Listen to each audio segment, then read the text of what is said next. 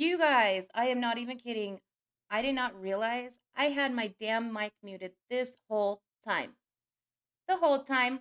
I'm sitting here calling everybody out, saying hi, hi, hi, blah, blah, blah. Nothing. Nope. Nothing.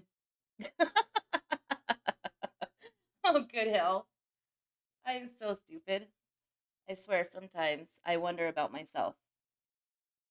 I wonder. So I don't know if you guys um were you able to see my intro? Did you guys see that? Yeah, I'm sitting here like, "Hi guys, how's everybody doing?" Blah blah blah. Completely muted. Completely. It's a little pathetic, right? Little pathetic. No, I was ready. Yeah, I was ready. Hi Ramirez, how are you? How is everybody though? Doing good, doing good? So I'm going to play my intro one more time because I don't know if you guys saw it, heard it. I don't know. Let me know if the music is playing with it, please. Please, please, please. There you go. Maybe you should just get it off.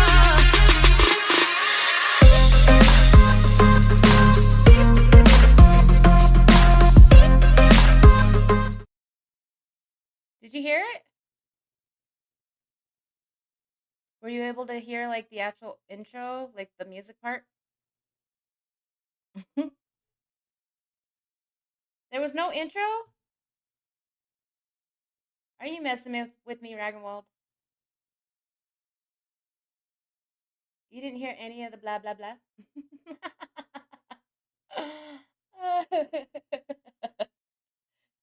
I love you guys. I love you guys. What, knocked? Was that a little too loud? Was it too loud? Did it kill you? Did it kill you? I didn't know it was that loud. I need to make sure I turn it down, huh? Oh gosh. It was loud. Louder than my voice. Shoot. Oh, yeah, there's the button. I see, I see. That wasn't very nice. I'm sorry, you guys. Yeah, a little loud. Just a little bit. Sorry, guys. I'll try to fix it next time. You didn't die, Ashley? Okay, just making sure. I'm so sorry, you guys. I'm so sorry. I didn't realize that it was like all the way up. I didn't know that it would be like that loud. You know what I mean? You know what I mean? You've had a couple drinks, Matthew. It's okay. We still love you. All right, guys. So this is what we are doing tonight. You guys may know him. He is DM York.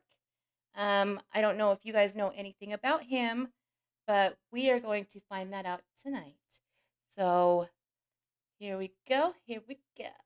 All right. I'm going to go ahead and call him, get everything going.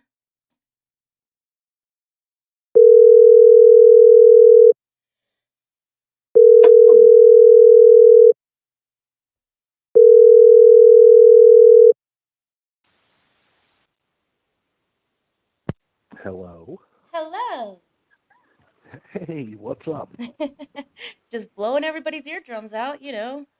Same old, same old. Yeah, I really didn't need eardrums. They're kind of overrated. Now I don't have to listen to people complain anymore. I'm glad I could be of service then. Right on. So what's new and exciting? We're just ready to hear you. We're all ready to hear you. Well, what would you like to know? Wherever you would like to start. Would you like to start with your survivor story, and then we can go into some behind the scenes kinds of stuff? Sure. All right. Your channel, your interview. I'm going to test your interviewing skills today. Oh, That's don't what do I'm going that. to do. I'm not that good. Yeah. Yeah, so like a lot of folks in the community, I'm a survivor.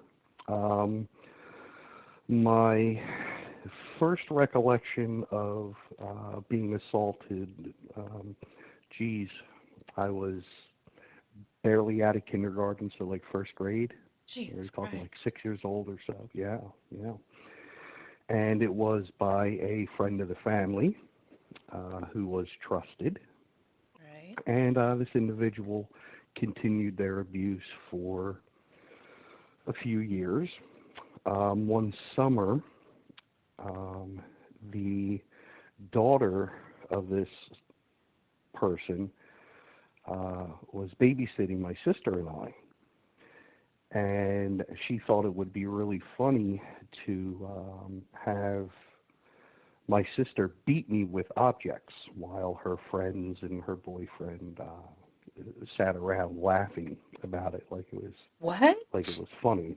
Oh yeah, yeah. And I had been saying something, to my mother, and as best as I could communicate it, being 6 years old, Right. um, and my mother didn't believe me, so the abuse continued and continued Oh my and God. continued, and finally, my mother noticed bruises on me. And she said, "Where did you get these bruises?" When I say bruises, I mean like Black I and look like blue. a plum. Yeah, I look like a plum from about the middle of my back down to my thighs. Oh my God. Yeah. And I tried again explaining it, and finally, I got a little bit of attention, but there was never a police report made. There was never a an investigation.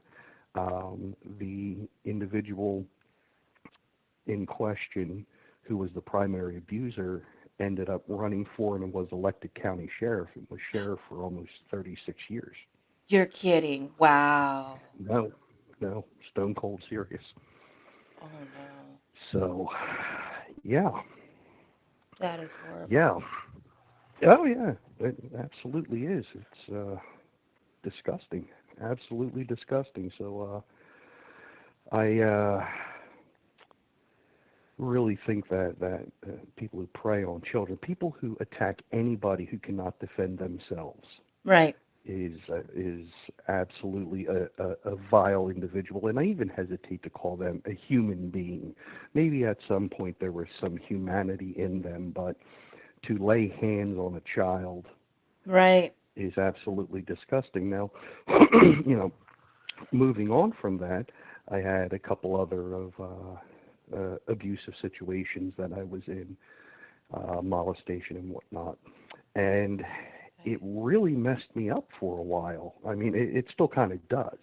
Yes. Um, It never you, goes you away. know, no, no, and unfortunately, and I want to say this to all of the men out there who have been abused, it's okay to come forward. It's okay to say this happened to me, Right. and there's no shame in it. It certainly doesn't emasculate you in Absolutely any not. way. Yeah. Uh, you know, no way at all. Um, but yeah, so that's the Cliff Note version of what happened. So I pretty much made it my mission in life to put predators, child predators, rapists, whoever it may be, Hmm. where the best place that the justice system will allow us, and that's in prison. But unfortunately, I don't always feel that's significant enough. I think they ought to really be someplace else, and I'll leave that to everybody's imagination. Right. Yeah. Yeah. So are you close with your sister, or is that just kind of a no? No, my sister and I, we're very close. Okay. Um, my sister had kind of buried it down and didn't really want to talk about it or even acknowledge that it happened until only a few years ago, really, that we were able to have a discussion about it Right. and say, hey, do you remember when? And my sister and I were always close, and that really kind of like solidified the bond between us because we had gone through something that was horrible, but Right. on the other side of it, it kind of brought us together. So, Right. So, and Ramirez is asking, do you or did you ever resent your mom for not believing you? Oh, absolutely. Absolutely. To this day, my mother refuses to acknowledge it. Really? So Wow. I've had to kind of, I've had to kind of get some, I guess, some solace from my mother and I do have a strong relationship, but my mother will never see it the Hmm. way that I saw it. And if she is acknowledging it to herself in some way, maybe she's feeling a little guilty for not protecting her children. Right. So Yes. I don't push the issue. You know, I'm a father. I'm a grandfather. I have a granddaughter, first girl since my sister in the family. So the whole family is very protective over this little girl. But I know for Yeah. my boys, you know, I always watched them like a hawk, like Absolutely. probably maybe more than I should have. But yeah, I was like that kind of like helicopter dad. Who you hanging out with? Where are you going? What time you going to be there? Hmm. Where's the phone number where I can get a hold of you at? When I didn't let my oldest son get a cell phone until he was 16, Yeah. and even at that, I was like, I want to see your phone, Right. and Yeah. I looked at it. Yeah, Absolutely. Yeah. I have Life 360 on my kids' phones. So the second they leave the absolutely. house, it tells me they leave the house. The second they get to school, it tells me they're there. If they leave the school, it tells me Yep. when, all that kind of stuff. So yeah, absolutely. I Yeah. completely understand that. And I am like a bit It's of a no, helicopter mom. and you know, in my opinion, there's nothing wrong with that. Absolutely not. You know, we need to give our kids enough room to experience life, Right. but not so much room that they're going to get themselves in trouble. And that's where, whether we like it or not, we have to be the adult. We have to adult them, and if they don't understand that and they hold some resentment, that's fine.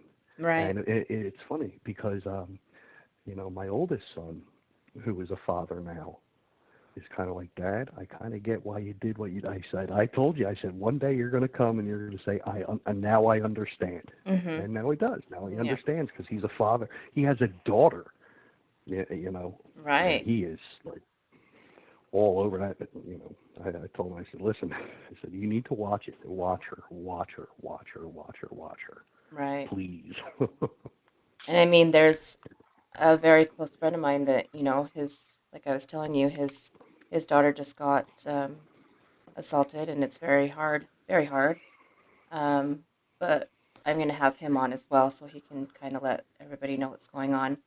But how did you get into law enforcement? um, well, I work at public safety now for, geez, almost 30 years. And Okay. I come from a law enforcement and fire service family, so public safety was, you know, always kind of in the forefront of what I wanted to do. And I, I guess I kind of tripped into it more than anything else.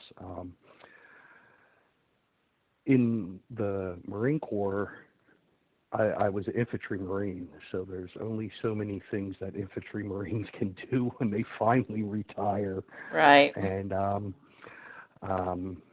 I began teaching at a police academy.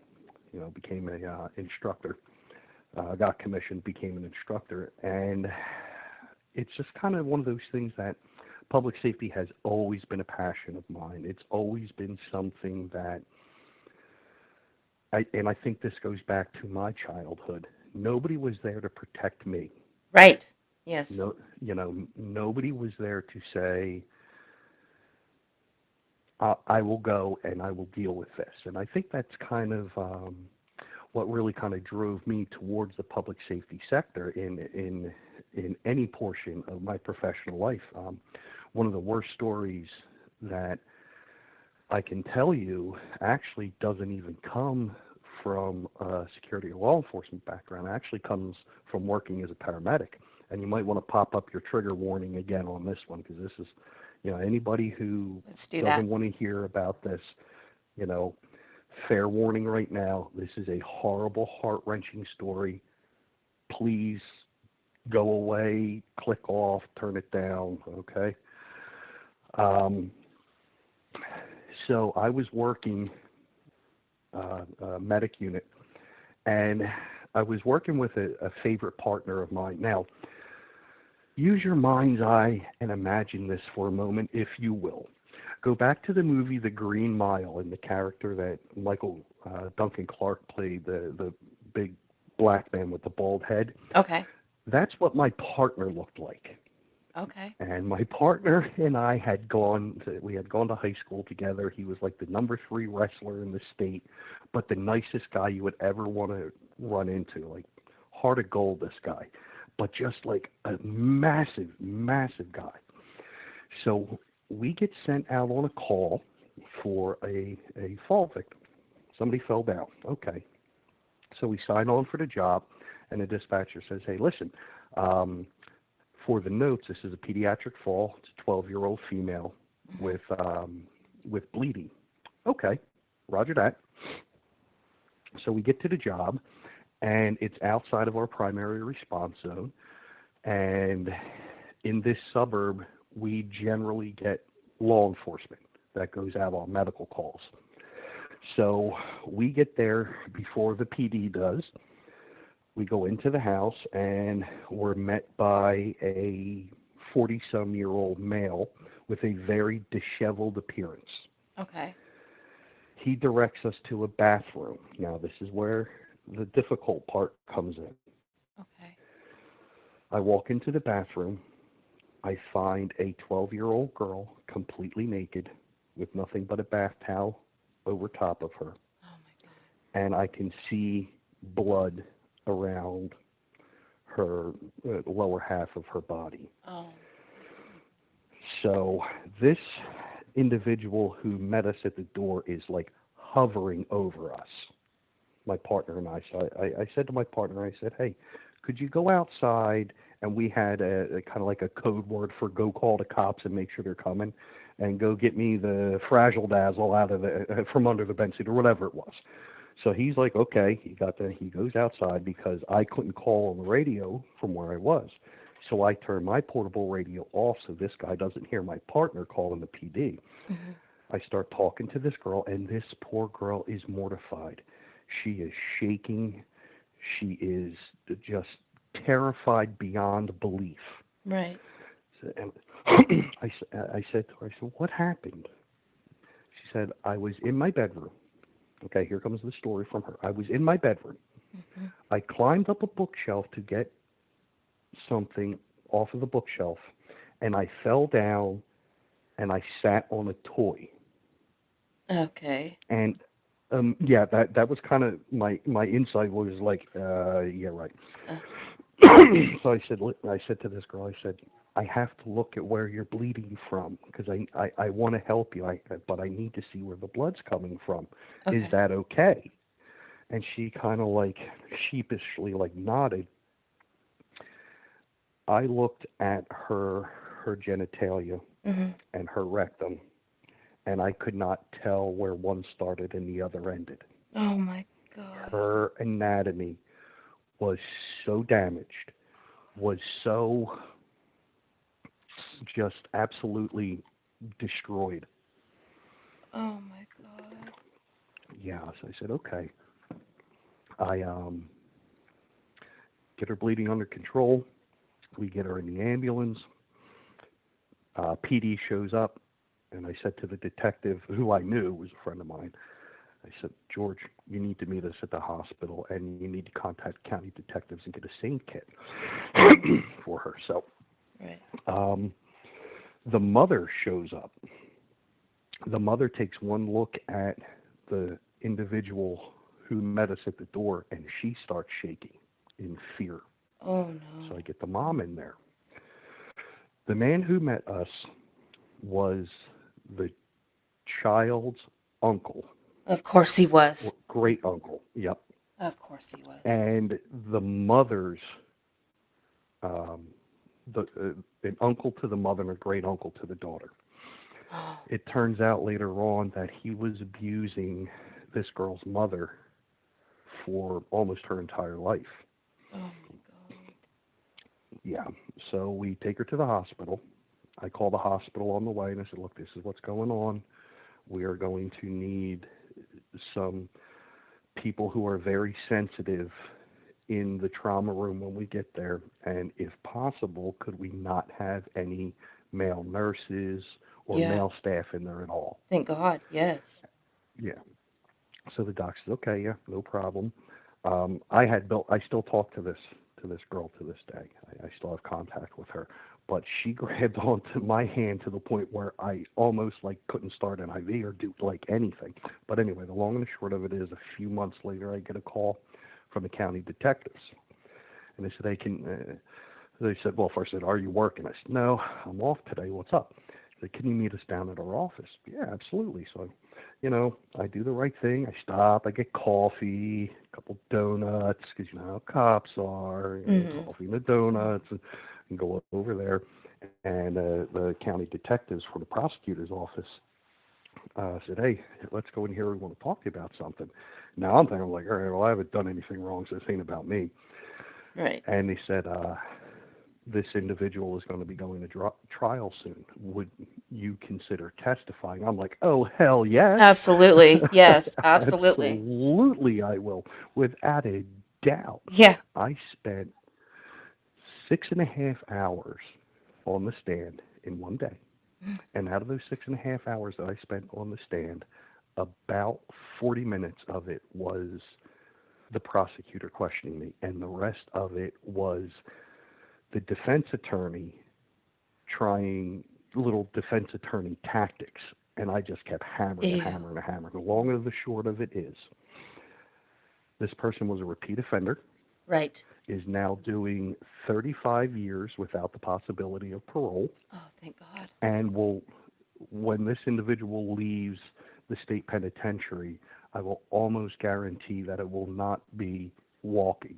This Thank God. man will most likely die in prison. Yeah. Let's hope. That I can only hope. From your mouth to God's ears. And yeah, this was a couple of years ago, and I look back, I check up on him every once in a while just to see, like, are they going to try a parole? He's never Yeah. going to get paroled. Have you Never, died? ever, Have you ever, ever, died yet? That's how I would feel. Have you died yet, sucker? ever. Yep, yep. Yeah, the only problem is now we got to pay money to house this dirtbag. Yeah. Yep. I have And a box to absolutely put no them use in. for them. Yeah. Yep, absolutely no use. So there is justice, and what I try to tell people is, the wheels of justice turn, but they turn very, very slowly. And sometimes when it seems like nothing is going to happen, that's when something happens. Right. So, for instance, you go out, you make a good catch.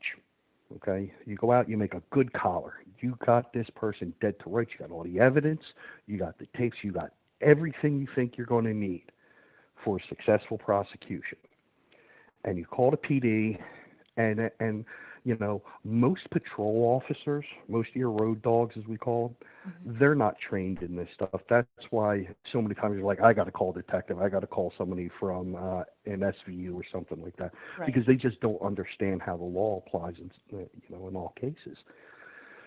But once those cases get turned into someone who knows how to investigate them, the likelihood of a successful prosecution goes up. Unfortunately, as of right now, and this is kind of where we need to get our state legislatures involved,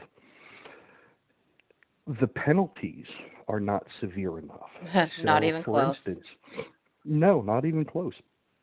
Someone attempts to lure a minor, Hmm. and it's their first offense, and they go in with their defense attorney, and they sit down with the prosecutor, and the prosecutor says, we're going to charge you with this and this and this and this and this and this and this. So they stack these charges up. Right. And that's generally what happens. Charges get stacked up. And they're like, oh my God. And a prosecutor or an investigator will sit across the table and say, listen, if you don't start talking to us, you're going to spend the next 25 years of your life in prison. And you know what they do to sexual offenders in prison? And we start leaning on them a little bit. Hmm. Well, the prosecutor wants to get a guilty plea, and they don't care what the guilty plea's for. They just want a guilty plea because it goes in the win column for them. So the two attorneys get together and they say, hey, listen, if you drop this, this, this, this, and this, my client will plead guilty to this lesser charge, no allocution in open court. It's their first offense. They're a pillar of the community. They teach, softball and blah, blah, blah, blah. And, just give them community service and unsupervised probation. Right. Okay. As long as they plead guilty, fine. And unfortunately, that's how some of these cases go because the justice system is just not designed to deal with predators like this. And I don't understand why. I don't either. Because this stuff has been happening since the dawn of time. There's no reason for it. Absolutely. Absolutely. Yeah. Like we were saying Yeah. earlier, Now, like you get in more trouble for a bag of dope than you do for raping a child. What the fuck is that? oh, that's bullshit. That's bullshit. As far as the DAs and law enforcement agencies are concerned, you go out, you make a huge drug seizure, Mm-hmm. and you seize all this cash and dope and guns and everything else. You have this big spread to put on the nightly news to Right. get you more money into your agency.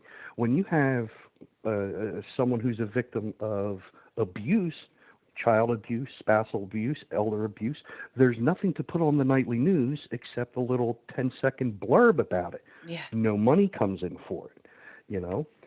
The in my opinion, and now I'm going to put this out there, I am not an attorney, so please don't take anything that I say as legal advice. If you need legal advice, consult an attorney. If you want to learn the law, go to law school. Right. I will give you the benefit of my training and my experience. When it comes to successful prosecutions of these cases, it takes a lot of work. And unfortunately, even at state level task forces, there's not enough people working on this. Right. The average time spent on a say human trafficking or child trafficking task force for a law enforcement officer is about 16 to 18 months, and they burn out. Jesus. They burn out. Yeah, because it's so. It takes such a, and you understand this. It takes such a toll to go in and day out have to deal with this. Right. That even professionals get burnt out. Even professionals are ending up with PTSD and divorce rates go up, alcoholism goes up, and so forth and so on. So there is a bit of a changing of the guard every once in a while. And when you have a new person come into one of these task forces, they're kind of starting in from the ground level. Mm-hmm. They got to build up and build up and build up before they truly become proficient, which, in my opinion, I really think that district attorneys need to be working with citizens groups much more closely and taking a much harder look at the evidence that's presented, because I watch predator catchers. That information that I get from those YouTube videos goes into what's called my totality of knowledge. Right. So if I go out and I run into a situation or I make contact with someone, hey, you know what? I saw an open source video about this knucklehead. Mm-hmm. You know what? I think I'm gonna have a little talk with them beyond how's the weather, Right. and without getting, without getting too deep into what that conversation may consist of. On the outside, I'll be very nice and how you doing? Let me get you coffee. On the inside, I'll be raging like I want to put this guy face first to a fucking wall right now. Right. Absolutely. But, we can kind of use that stuff. Like we were talking about before, when you call 911, oh, here's another little pro tip for anybody who's out there doing this. Please know what your location is and what jurisdiction you are operating in. It's very important when you call 911, especially from a cell phone, that you know where you are, because that 911 call is not answered at your local police station. It goes to what's called a PSAP, or a public safety answering point. And that PSAP could be 3 counties away from where you're actually at. Okay. So know what your location is. Very, very important. If you're on the team and it's going to be your job to listen for the code word and call the PD, make sure you know exactly where they are at. Know the address, street address, cross streets, jurisdiction, all of that. That information is vitally, vitally important. But yeah, when you call 911, you are voluntarily contacting the government, and you are giving them what is called an unmirandized statement. Right. So I call 911. I say I saw Joe Smith, you know, beat the living tar off of Eddie Schmuckatelli over God knows what. Schmuckatelli. I can't take it. I love the Schmuckatelli. Well, you know, you're contacting them. You're giving them a witness statement, Right. right? So all of those awesome, drama shows. Ladies and gentlemen of the jury, we will now play the 911 tape. It's a statement made admissible in court. So be very careful what you say.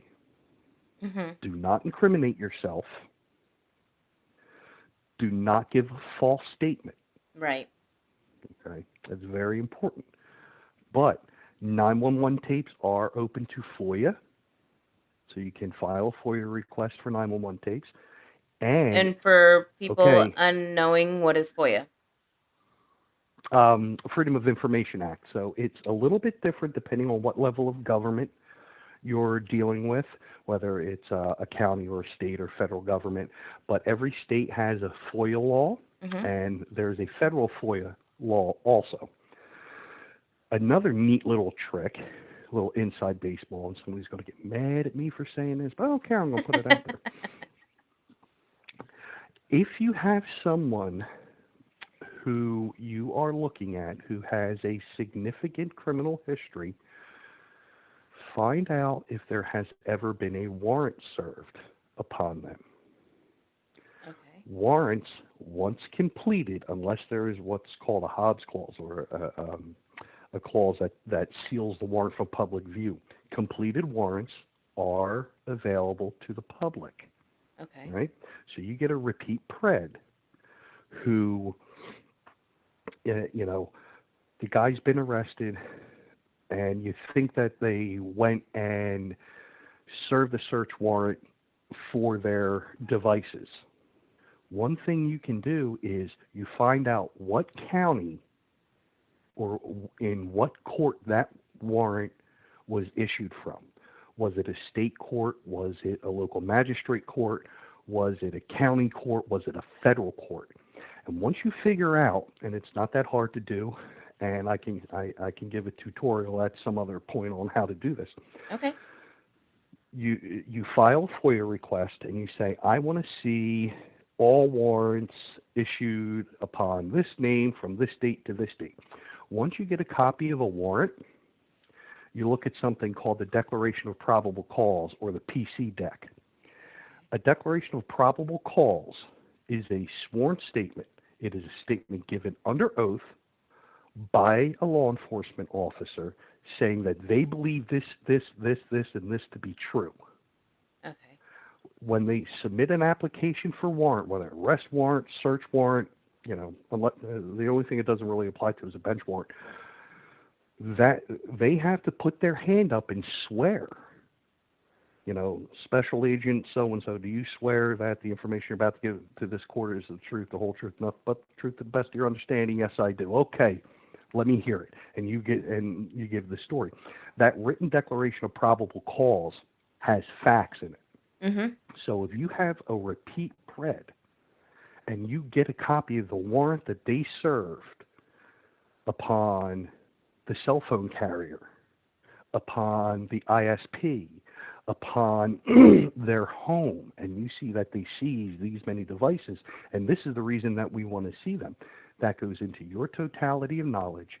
It is a sworn statement given to the court under penalty of perjury, Mhm. right? And in that is will be the information as that investigator believed it to be at the time that they served the warrant. When you're building cases against repeat preds, declarations of probable cause from warrants are really, really like awesome. And nobody is going to bat an eye if you hand a packet on this pred that has multiple PC decks in it, Mhm. and you hand that to a detective, and you say, "Hey, in reference these pages, there's declaration of probable cause from detectives in other jurisdictions. These warrants were served." Okay. It's highly unlikely that detective is going to say, "Well, I don't like that person. He's an asshole. I'm not going to take his PC deck." He's going to go like, okay, let's have a look at those." Yeah, You know, okay. totality of knowledge, Okay, totality of the so circumstance. if we go, uh, do you think that this is information that we need before we go on the catch or after? If you can get it, now remember, it's not like you're going to run to the county clerk and they're just going to print this off and hand it to you. It may take a little bit of time. Right. If you can get it prior to, great. Sometimes FOIA requests can take 30, 60, 90 days. Okay. So this is something that's a little bit slower. But if you have that repeat pred, you're like, you know what? We turned over to law enforcement a good case, Right. and they're just not going to prosecute it. These can also be used when you go and you talk to your elected officials and you say, State Senator so and so, I want an appointment with you or someone on your staff, and you pull out this binder and you say, here is one case of ours. Mhm. As you can see, this person is a recidivist. They were on the registry. They offended again. They were released back to the community to a halfway house. And in the back is the declaration of probable cause given under oath to a judge by a sworn law enforcement officer of this state. And this is what they believe to be fact at the time that they applied for the warrant. Why are you allowing these people back into our communities to harm our children? Oh my God, And that's where David. we put the pressure. That's where the pressure gets applied on the people who have to go back to the citizens every couple of years to keep their jobs. Mm-hmm. Absolutely. I absolutely Yep. we have to do that on Brandon Paul Johnson. That was my first catch, and Okay. he absolutely has to have that done. He is in the halfway house. He did go right back. They have not arrested him. They are looking into it, but they didn't even want to take the case. So yeah, that's absolutely something that we need to do, just in case they don't go far enough with this case. Oh, for sure. And some of these, again, it may be worth it to reach out to the U.S. Attorney's Office, to the federal system, and be like, hey, the local prosecutor didn't want this. Mm-hmm. Local DA didn't want this. This is what's going on in our communities. The FBI has a wonderful human trafficking division there, electronic crimes and whatnot. Okay. Reach out to your local FBI field office and say, hey, look, we believe that this is what's going on. We believe it may be a under federal jurisdiction because of these reasons, blah, blah, blah, blah, blah, blah, blah, blah. And, if you ever need reasons, just, you got my cell phone number, give me a call and be like, hey, go in there and tell them this, this, this, and Right. Yes. this. Yes. Absolutely. you know? Perfect. Yep. That's what we need. We absolutely need that kind of information, going out on these Yeah. couches. Absolutely. Yes. Same thing with the military. The military does not play games when it comes to, harming children, these types of things. And there's a couple different types of courts, and you'll see how this dovetails in. So when someone is read their Miranda rights, there's that section that says anything you say can will be used against you in a court of law, right? Right. So Right. there's several different types of courts. You have a court of law, which we all kind of are familiar with. There's a court of equity, which is generally your civil. There's a probate court. There is a admiralty court, and then you get into the military courts. Military works under what's called the Uniform Code of Military Justice. You do maintain some of your, I will say, all of your constitutional rights, and in some cases, there are some rights granted under the UCMJ that are generally not in civilian courts. Now, if you have the unfortunate luck to catch your ass into a general courts martial and you are found guilty, double jeopardy does not apply. You can be tried in the civilian court as well. Right. In some cases, especially when it gets up to higher crimes. So double jeopardy basically says that you cannot be tried twice on the same evidence. Okay. Right? Not for the same, on the same evidence. So let's say in a civilian court, someone goes up for a homicide charge, a murder charge, and they are charged with premeditated murder or murder in the first degree. However, it's coded in the jurisdiction where they're being tried, where the crime occurred. So for some reason, they get off and they walk. Yay! Yeah. Okay. Now they find new evidence. They say, oh, no, my friend. We didn't know about this at the time. Okay. Now, that doesn't mean that they can go back and forth and just,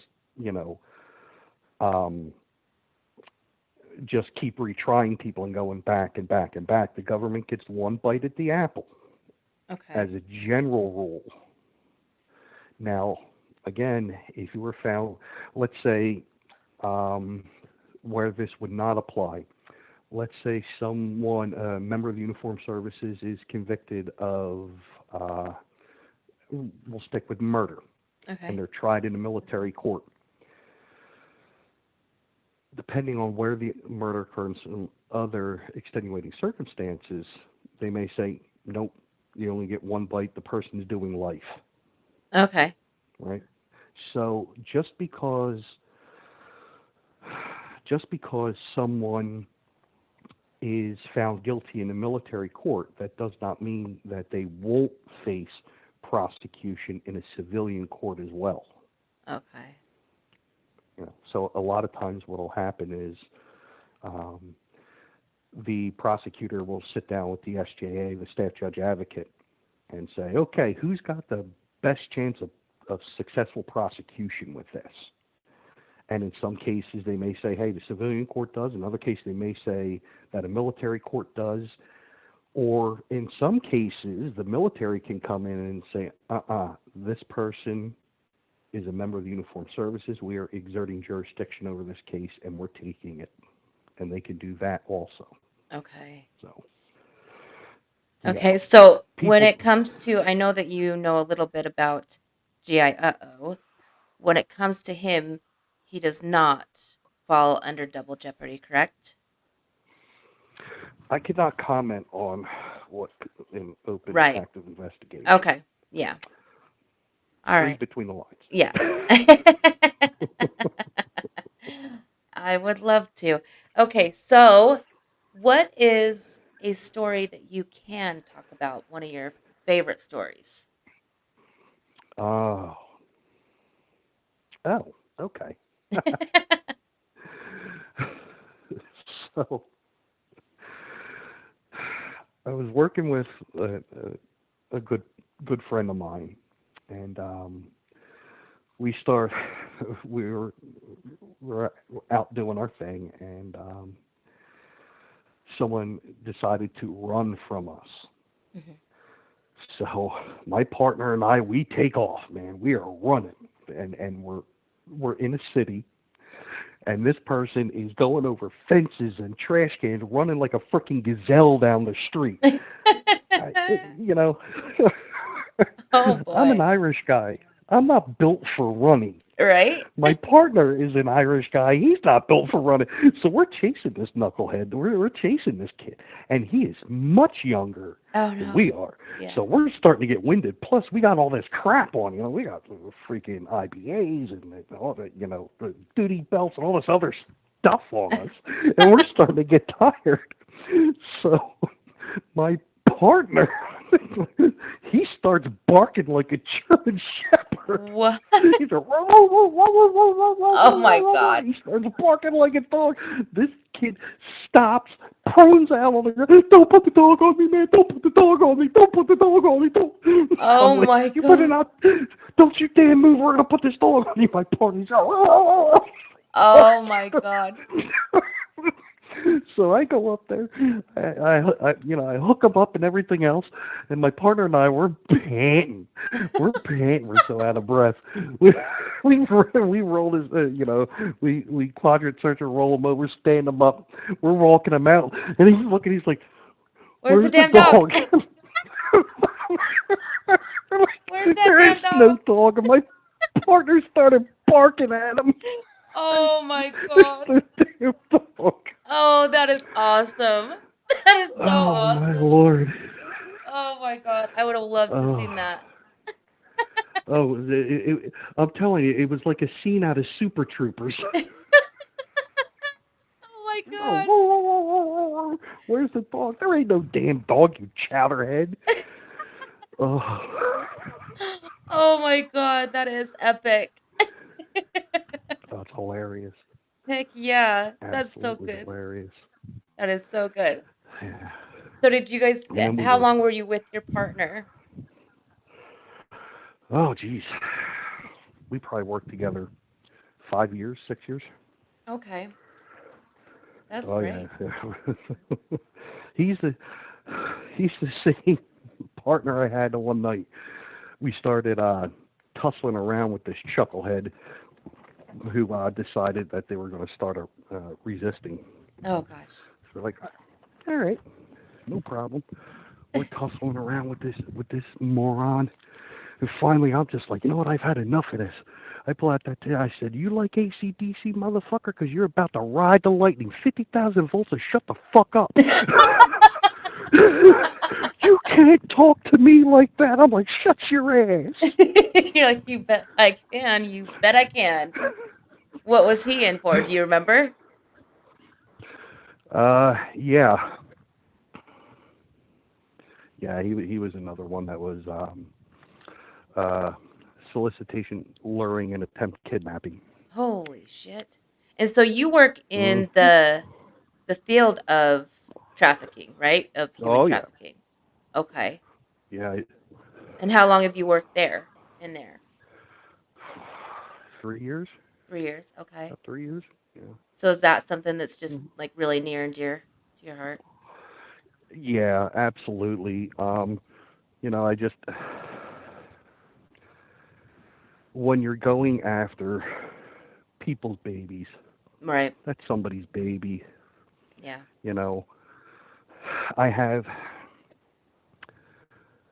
difficulty with sympathizing with a predator. Now, you are innocent until proven guilty in a court of law. I Mm. understand that. That is a right guaranteed all of us under the Constitution. Okay, fine. When that gavel comes down and a jury of your peers finds you guilty, Mhm. I got no use for you anymore. You're an oxygen thief. You're breathing perfectly good air that somebody else could be breathing. Absolutely. It's ridiculous. Yeah. There's people languishing in burn units because this scumbag's wearing perfectly good skin. Yeah. Just get rid of them. Yeah. Exactly. Exactly. I have no kind of mercy for Preds at all. Anybody that No, can be absolutely not. so low as to hurt a child in any kind of way, yeah, Yep. I don't have any sympathy for you at all. And most of the law enforcement officers that I know that I've worked side by side with, they feel the same way. Mhm. And most of them really want to make the arrest, but Right. sometimes they just can't because they know their hands are tied. Right. It's like they want to bust this scumbag. They would love nothing more than to take them out, out around back, go back in time 50 years, pull out a wood baton and split their wig with a wood shampoo right there. Right. you know? But can't always do that. Right, right. So, JT wants to know how many years you served in the Marines. 26. 26. And how hmm how was that? Did you love it? Did you like it? Did you hate it? I loved it. Not all of it. I don't like the BS. Right, You know, I miss the Marines that I served with. right. Those are the ones that I miss. That's what I miss more than anything else. The living in a hole, having sand in every crevice of your body. In fact, I think I brought home like a third of the Iraqi desert in my freaking nostrils. You know, Right. that stuff. like, we can all live without eating MREs and constipation all the time. But Right, the camaraderie right. Yeah, is that sense of community, and Marine Corps has its problems too, yeah. no doubt. But yeah, that's what I miss. Plus, free ammunition. I mean, that shit's expensive anymore. Free ammo. If there's nothing better than free ammo. Oh, I'm telling you, that's what I used to remind her. Hey, just remember, your rifle was made by the lowest bidder, but we got plenty of ammo. Right? Oh gosh. So what is the good story that you could tell from your Marine days? Oh, let's see. Hmm. Oh, here's a good one. So many moons ago, I would say probably 96, 97, we had the humanitarian relief down at Guantanamo Bay Naval Base. Hmm. And the Cuban president, dictator at the time, Fidel Castro, was allowing people to leave Cuba. And this is a country that you couldn't, it was very difficult to leave. So a lot of people were leaving. We were getting a lot of people from Haiti. Right. And at the time I was with a Charlie Company, First Battalion, 6 Marines, and we ended up going down for JTF 160 Operation Sea Signal. There's an interesting little Wikipedia page about it. Oh, that's cool. So yeah, we get down there, and I'm a young Marine at this point, not quite at the maturity level that I am now. That was a joke, but anyway. Um, I'm like, wait a minute. You're not so, mature. I don't like adulting either. oh, sucks, man. Sucks. It I hate makes no adulting. sense. That's so we yeah. so we're like, okay, there's only a couple of things to do down there. You Hmm. can PT, you can exercise a lot, Right. um, or you could drink. Right. At the time, a case of beer was like $5, and we're not talking like Natty Ice beer. Hmm. We're talking like, that other weasel piss. What was it? Bud Ice was the big thing back then. Okay. So we go out one night, me and a bunch of friends of ours. We hop on the bus, which takes us from the camp where we were over to the leeward side of the base where the PX was, and there was a couple of clubs on the base that you could go to. Now, a joint task force has members of almost all branches of the military Right. down there, right? So we go out to this club called the Barrel Club, and we're drinking and dancing and trying to pick up girls in the Air Force, which is really easy for Marines. You could be the ugliest motherfucking Marine on the planet and still pick up an Air Force chick. It's not that hard. So it's Oh it's the no. dress blues, man. Oh yeah, it's the dress blues. Come on. Yeah, probably. So so The man in uniform shit. we oh for sure we get all banged up and we miss the last bus and we're like, oh shit, how are we gonna get back now? We got a problem. So um, we decided to acquire a vehicle. Hmm. And our corpsmen, because the Marine Corps doesn't have medics, we have Navy corpsmen that are assigned to us. Our um, corpsman came from Bedford Stuyvesant up in New York City. Great Okay. guy. We'll just call him Drew for now. Okay. So Drew hops up underneath of the dashboard of a certain vehicle, and he's monkeying around underneath of Uh-oh.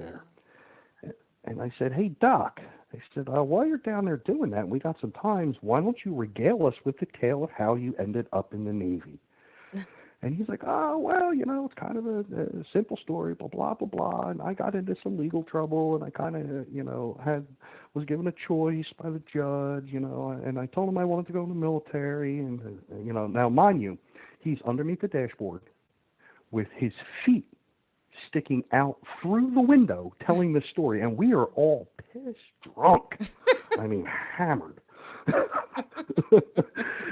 So I, so he's down there for a few more minutes, and he's telling the story. And I said, "Drew, why don't you tell these fine young ladies exactly what the charge was?" And all of a sudden, you hear this vehicle start up, boom, and he sits up. And he goes, "Auto theft! Everybody get in!"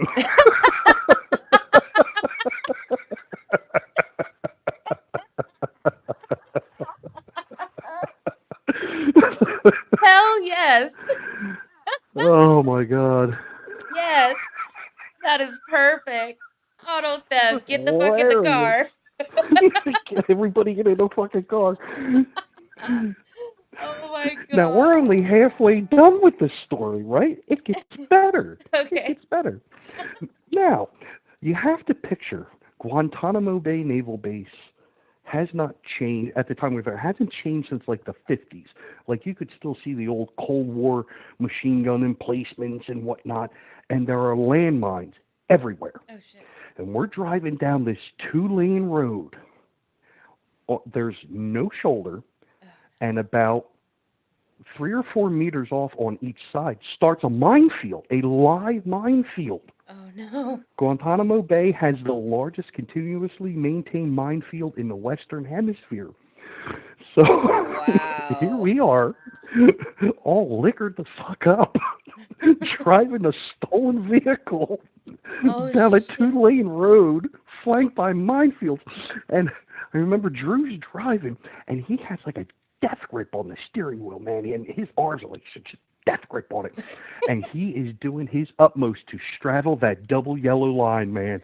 Like his eyes are the size of fucking saucers. He's like, I see like 8 lines, man. I'm like, follow the one in the middle, bro. There's minefields over here.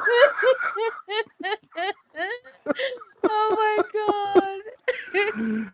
Yes, needless to say, we made it back, and we didn't get jammed up. We thought we were going to, but we didn't. I don't That's know how we awesome. didn't, but we didn't. Yeah. Yeah. I Yeah. used to, when I was so stupid and so young, I used to put a bottle cap, a beer bottle cap right in the very top of my steering wheel. And then I would put my Mm. thumbs on the steering wheel right where the lines were and close one eye and try Yeah. to get home. Yo. Oh, I've done a lot of that one eye driving. Like, hey, wait Yeah. a minute, hold on here, fellas. Yeah. There's like 8 lines, man. Yeah, I mean, it's not funny. Don't drink and drive, kids. It's not No, don't funny. don't drink and drive. It's not a good idea. I do not endorse it. I do not suggest it. Mm. But I did some very stupid shit when I was a kid. So, you know. Yeah, that, and when you're young, at that time I was 19. you're invincible. Yeah, absolutely. You know, uh, yeah, I'm a Marine. Oh, there's nothing going to happen here. Oh, and then another night. Okay, kids, don't try this one either.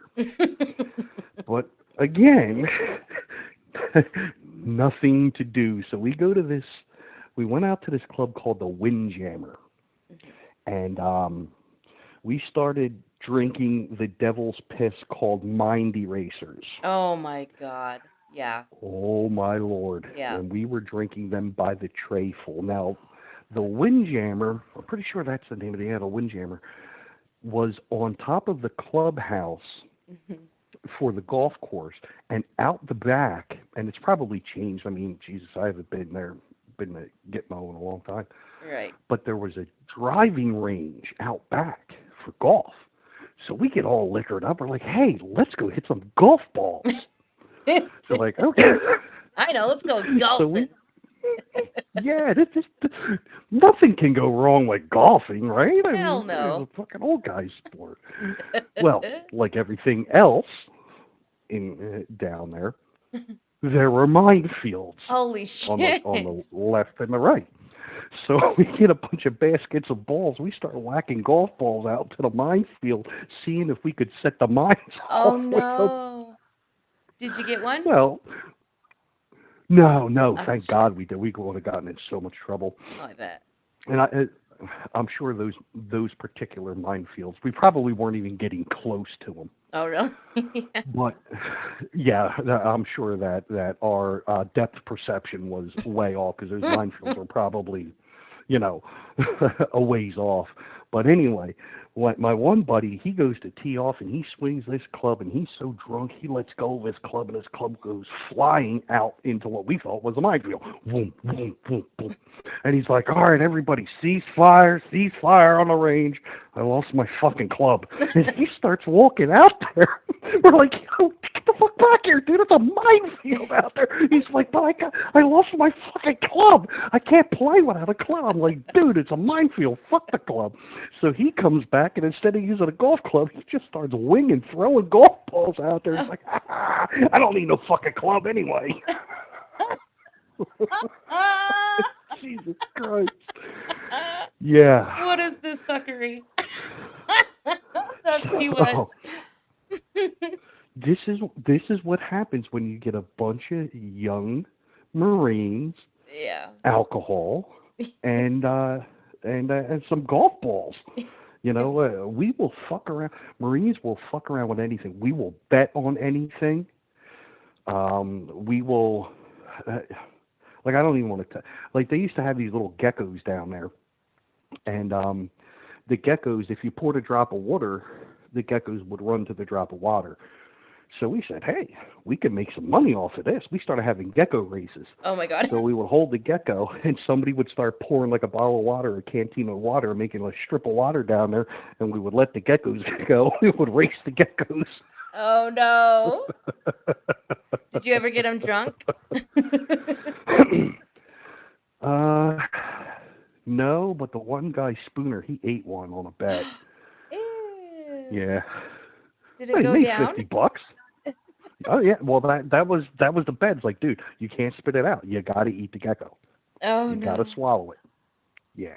So Oh the no. joke was after that we could get Spooner to swallow anything for $50. All you need There's is a some Navy $50 guys bill. over. That's it. There's some Navy guys over there who would love to meet you, Spooner.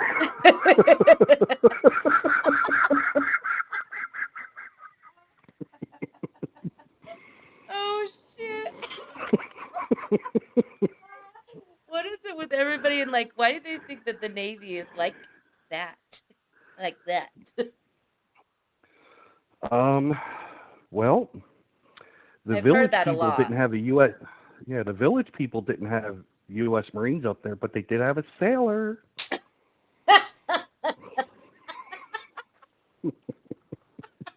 They had a Oh my Yeah, God. And it's so, all simply rivalry. oh, I'm sure. That's all it is. I'm sure. I'm sure it is. So Beth wants to know, have you ever done a dead bug? Have I ever done it? What? A dead bug. A dead bug? Dead bug. Yes.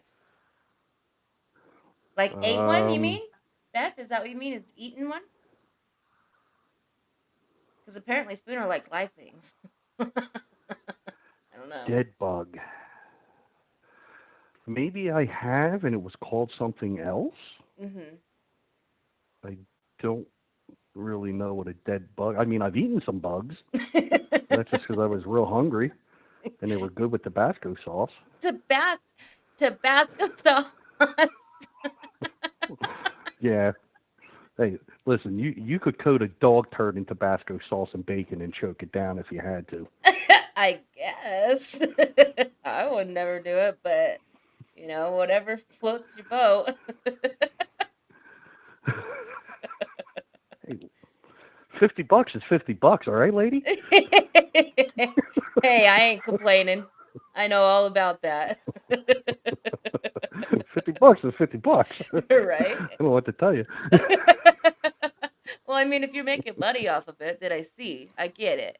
But if it's just like, oh, I Yeah. know, let's chomp down on a bug. I don't know. I don't know if we could be friends. Yeah. Yeah. Hey, But you'll if get it's a over it. bet, You'll get over it. Don't worry about it. Yeah. I mean, money's money. oh, she says it's a Ah. marine bar thing, a marine thing in a bar, a dead bug Uh, I probably have, but maybe I heard it in a different scenario. by another name. There are so many marine traditions that involve drinking. A little bit of Marine Corps history. The Okay. Marine Corps was founded in Philadelphia in 1775 in a place called Tun Tavern. Okay. It was founded in a bar. Really? And That's interesting. yes, yeah. So yeah, a lot of things happen with alcohol in the Marine Corps. Oh, another funny story.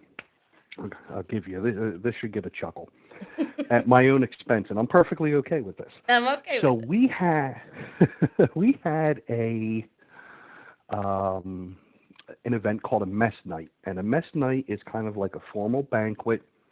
It's all Marines, no wives, no girlfriends. It's the guys, and there are some very specific things that happen with a mess night. For instance, the commanding officer, ours was at a battalion level, so the battalion commander, the colonel, put out an order that there'll be a mess night and prescribed the uniform and everything else, and you would have an MC, and part of the goings on at these mess nights is you can charge another Marine and have them fined, and the fines are like $2 or $4. So you would say, um, you would bang on the table, bang, bang, bang, bang, bang, bang, bang, and you would stand up and you would state your name and your rank, and I charge Staff Sergeant Booger Eater with being out of uniform. His medals are out of precedence, and so forth and so on.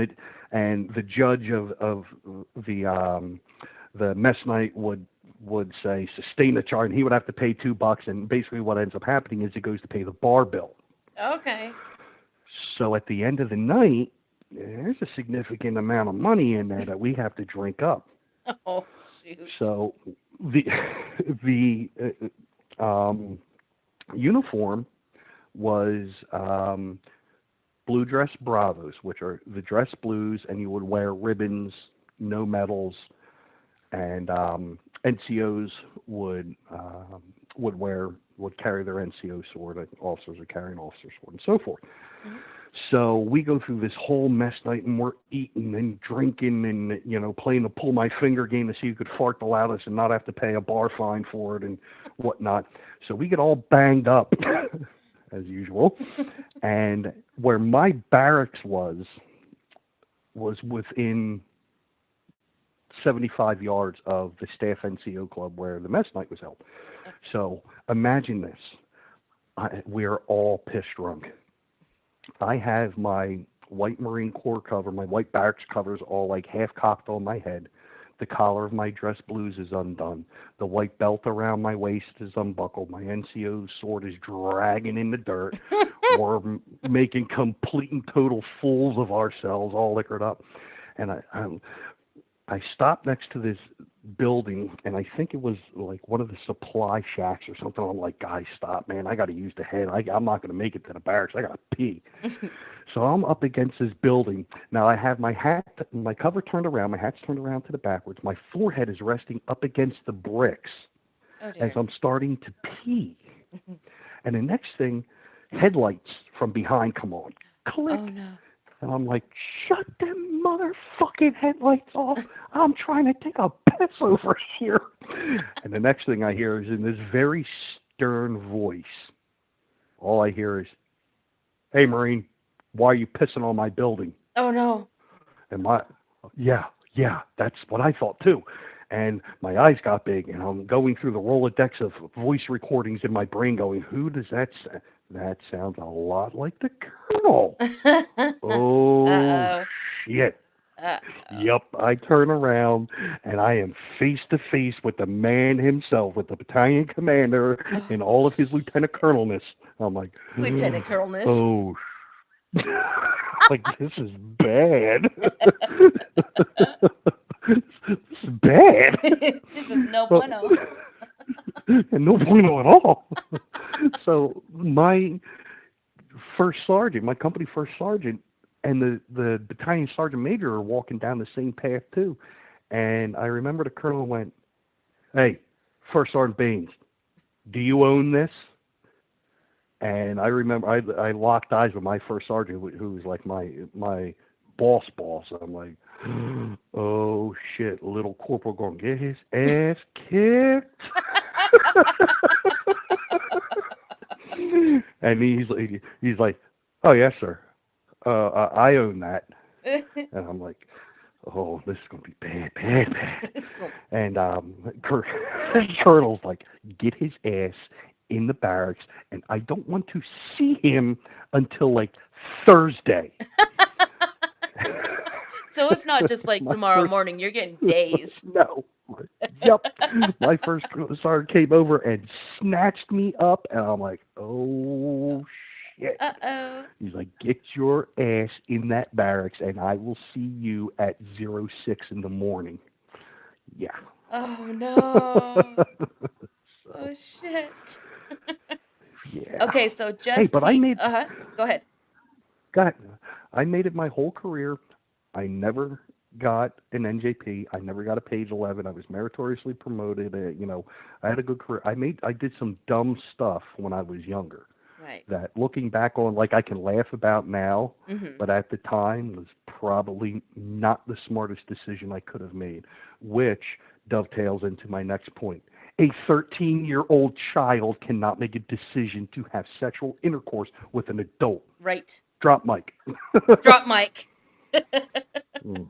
Yeah, Abso-freaking-lutely. Damien, fuck the VA. I'm with you, brother. Oh my gosh. So did you read Justice? It says a dead bug goes like this. A No. bunch of people are gathered around the bar, sitting on stools. Someone yells dead bug, and the last guy to fall off his stool backwards onto the floor buys the next round. Oh no, we did the same thing, but we called it a grenade drop. And the Okay. last person on the deck, yeah. So yes, I have done something similar to that. Um, we would do either the grenade drop, or we would also do coins. So if someone were to go into their pocket and drop a challenge coin on the bar, it makes that pling, like a coin makes. Mm-hmm. If you don't have your challenge coin, you automatically have to buy the next round. But the Marine with the challenge coin that was given to them by the highest rank drank free all night long. Oh, So nice. a friend of mine actually had worked at the Pentagon and had a challenge coin that was issued by the Secretary of the Navy. So Okay. that son of a bitch drank for free for years, a prick. Spent half my damn pay buying this asshole freaking drinks. That's cheating. Does that ever You work? motherfucker. That's what I should have said to him. Like, no, dude, you got to get another toy, man. Right. Secretary of the Navy, brown nosing, ass kissing son of a bitch.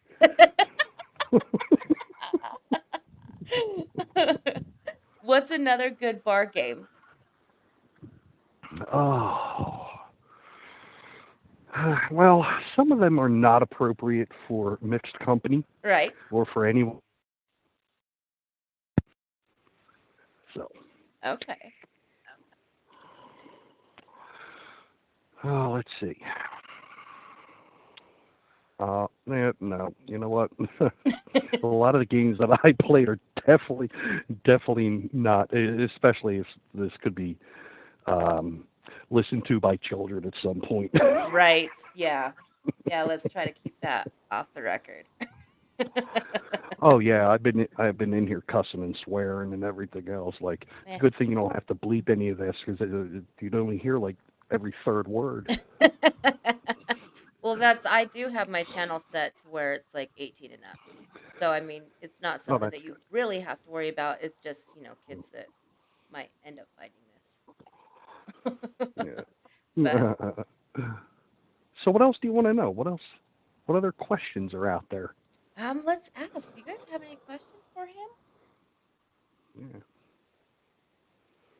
So, what I was wondering was when it comes to charges such as, you know, trafficking, what does that entail? So, does it have to be just one? Does it have to be more than one? Or is it just like a blanket term? A lot of it depends on the jurisdiction. So the thing is, when it comes to legal things, words have very specific definitions. Right.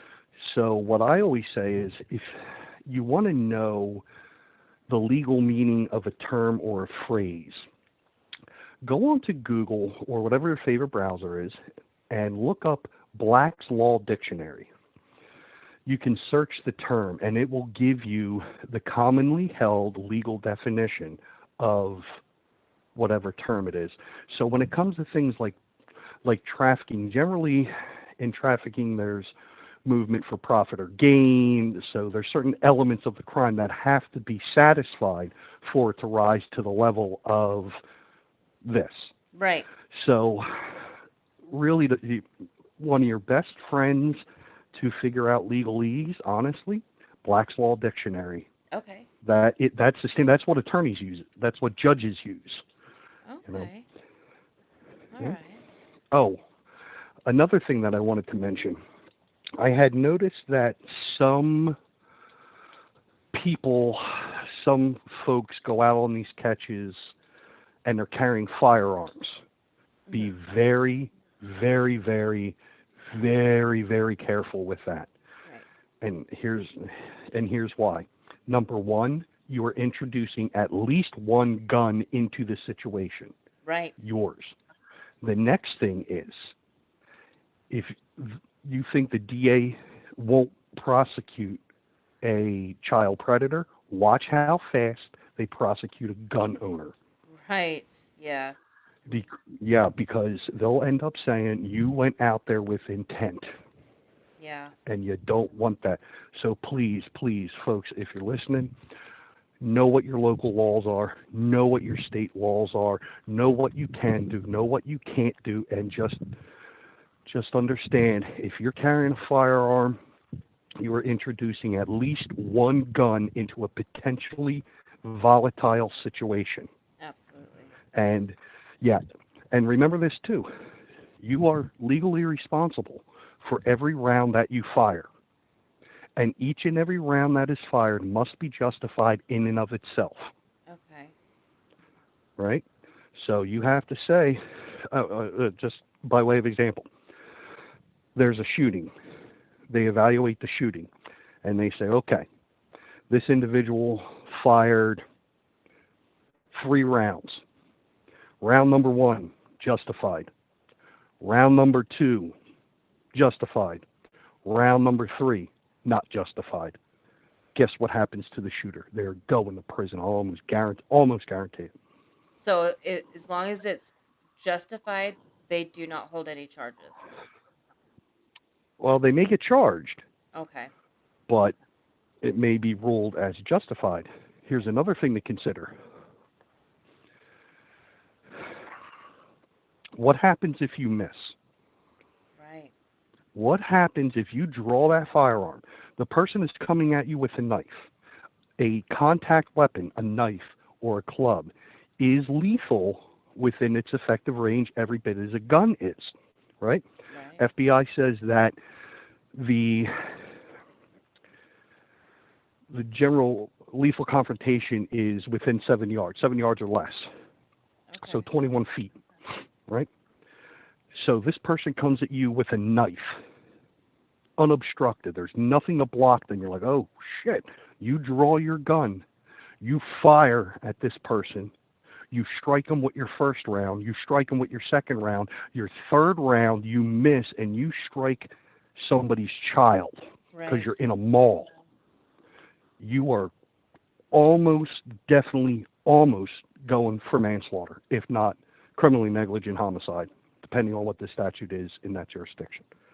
Which So, charge is worse? well, homicide just means death of a human being. Okay. So, when you have homicide, when you look at like a death certificate, the medical examiner will have what's called cause and manner of death.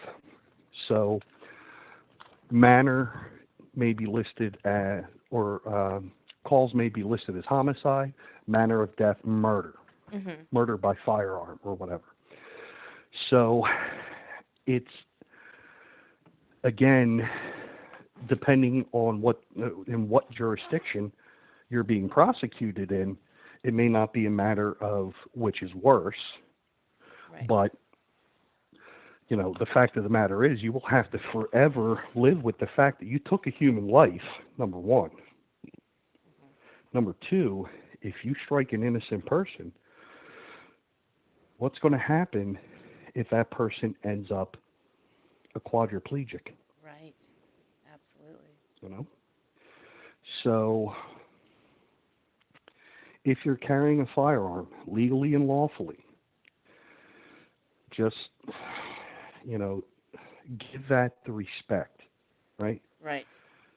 What as an instructor, what I would teach people is you are authorized in the application of deadly force. Deadly force is defined as that force which a reasonable and prudent person would conclude capable of causing death or serious bodily injury. Okay, deadly force is authorized in immediate and otherwise unavoidable danger of death or serious bodily injury to myself or an innocent third party to which I am authorized to protect. So let's break that down just a little bit. Okay. Immediate. The threat is here, not now, not later on. It's immediate, right?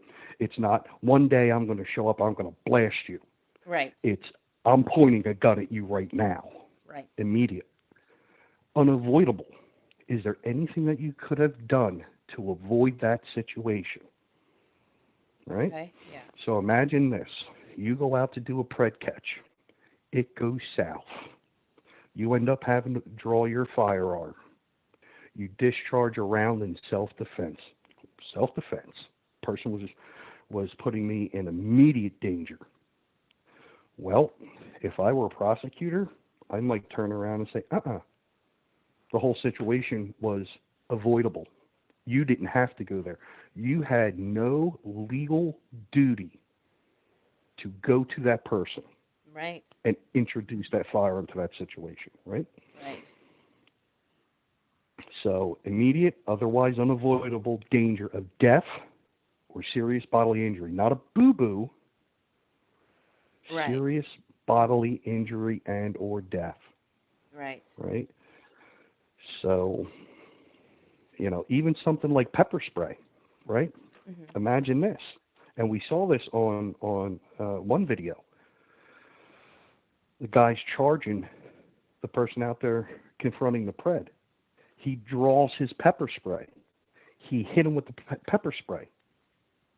What would Mm-hmm. have happened if that individual who just got pepper sprayed ran into the street, got hit by a car? Who would be liable for that death, for that serious bodily injury? Right. The one who pepper sprayed him, the one that made cause of action. Yeah. Could be, yeah, absolutely could be. So just realize that you're kind of toeing up to that fact that it making contact with these folks may be avoidable, and just understand what you're getting yourself into. Right. I'm not saying not to do it. I can't tell anybody what to do or what not to do, but please understand you are walking on ice. Learn to walk where the ice is the thickest Right. so you don't get jammed up. So you're not the one at the other end of a criminal charge or Right. even a civil charge.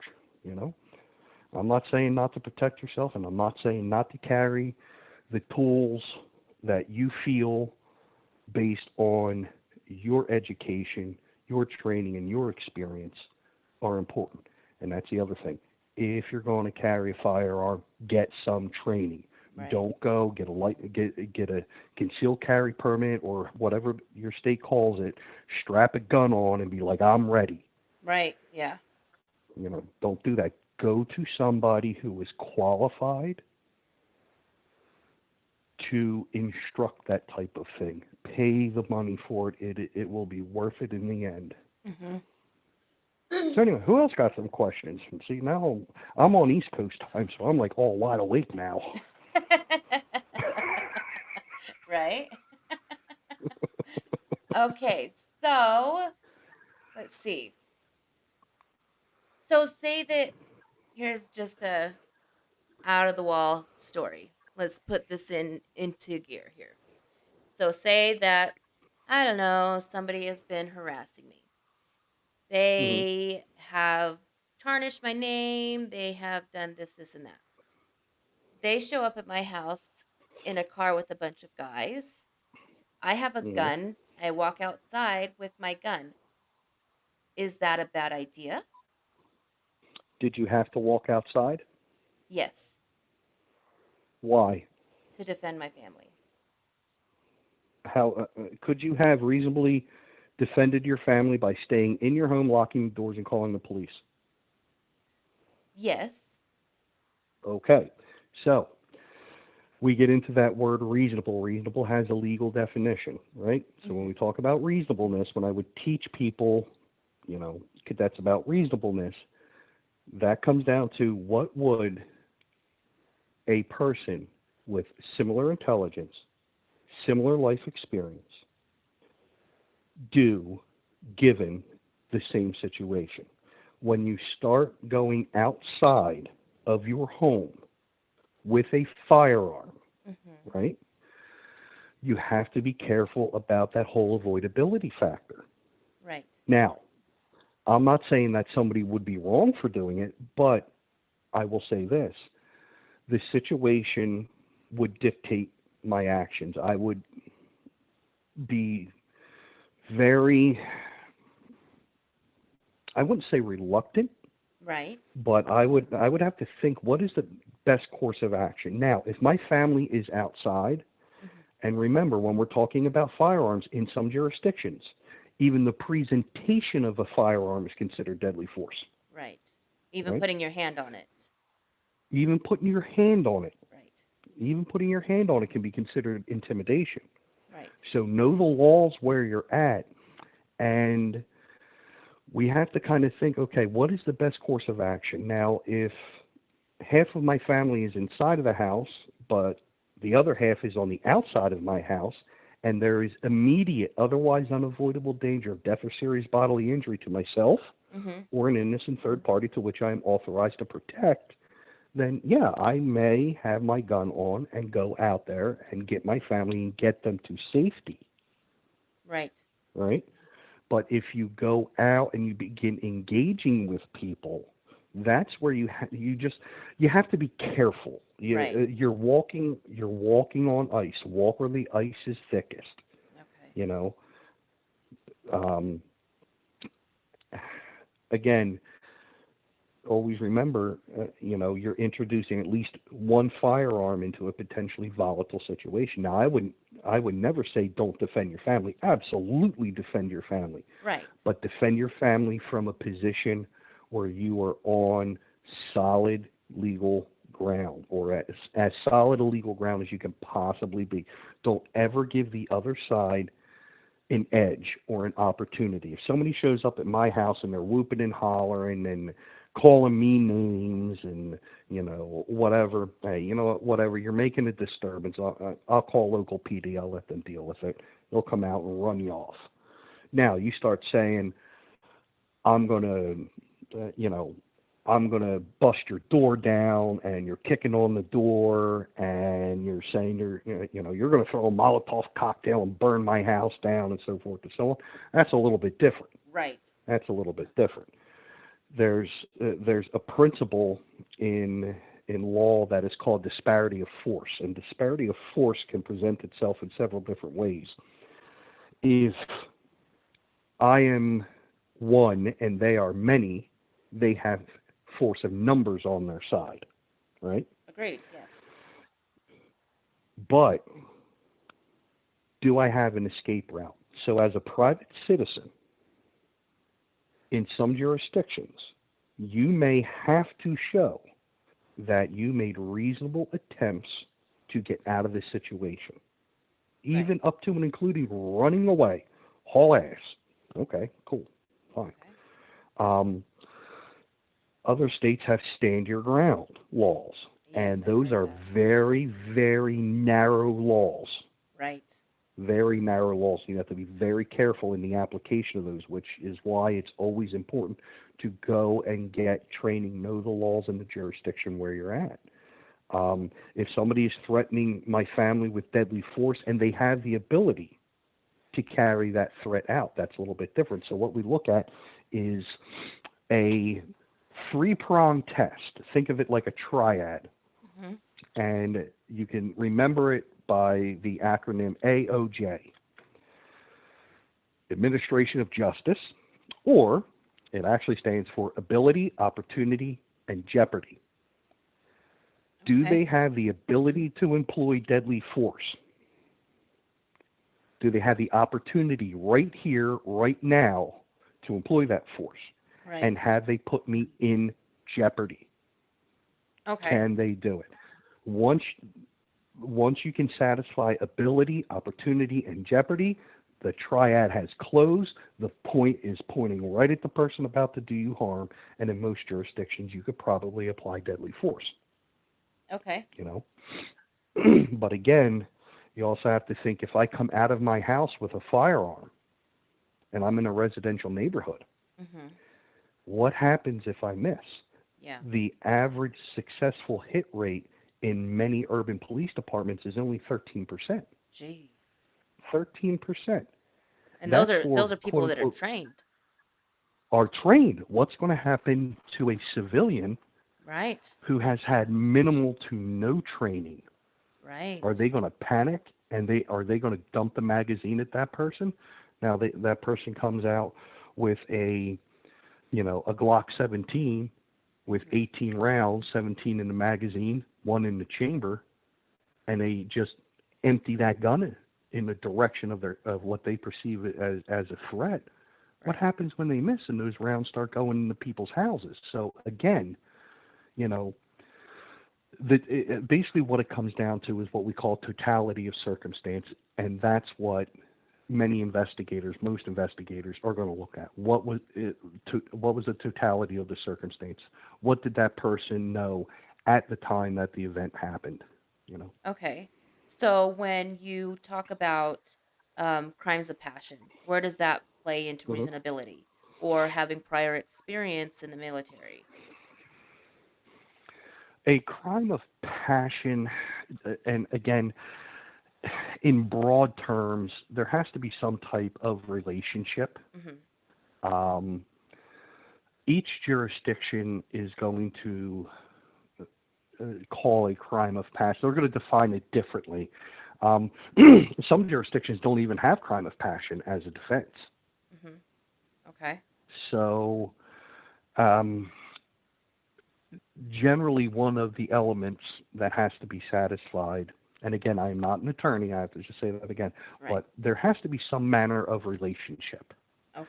And generally, with a crime of passion, there has to be some manner of intimate relationship.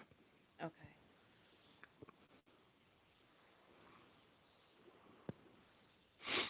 Okay. So when does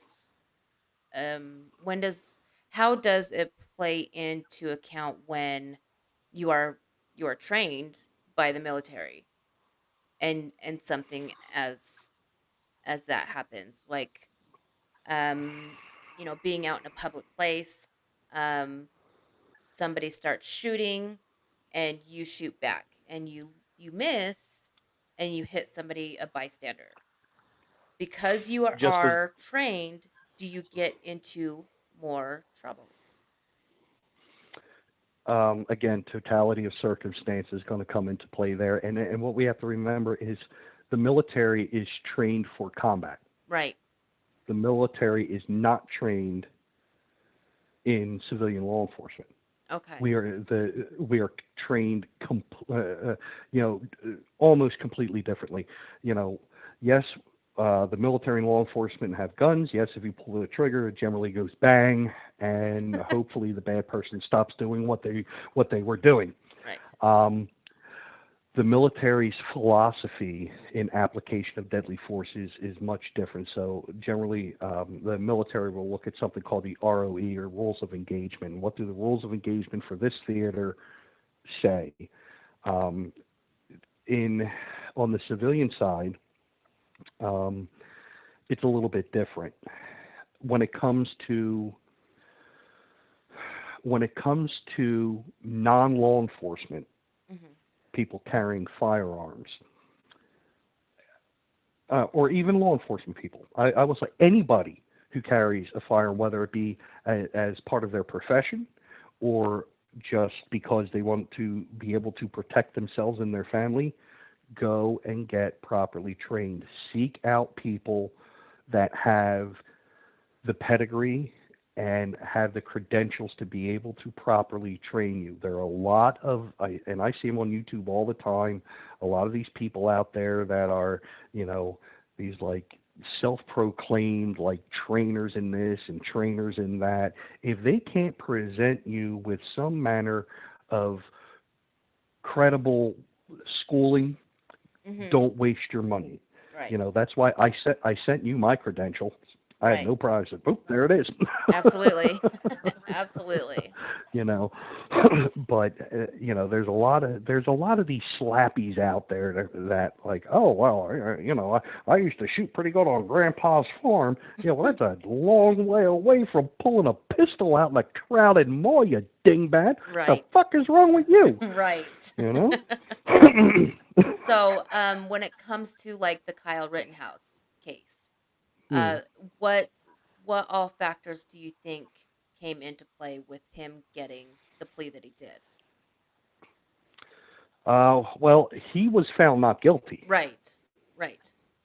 So a jury of his peers said that in the totality of the circumstance, knowing what he knew at the time, he was justified in what he did.